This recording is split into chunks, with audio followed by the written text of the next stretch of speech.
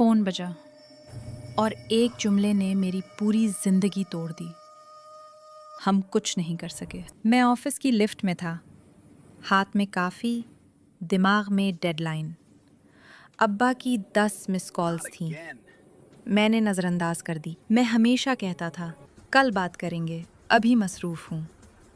مصروف کامیاب بننے میں۔ ہسپتال کی روشنی بہت تیز تھی، کمرہ خاموش تھا، ابا کی کرسی خالی تھی اور دیوار پر گھڑی بڑی بے رحمی سے چل رہی تھی۔ ڈاکٹر نے کہا وہ آخری لمحے میں آپ کا نام لے رہے تھے۔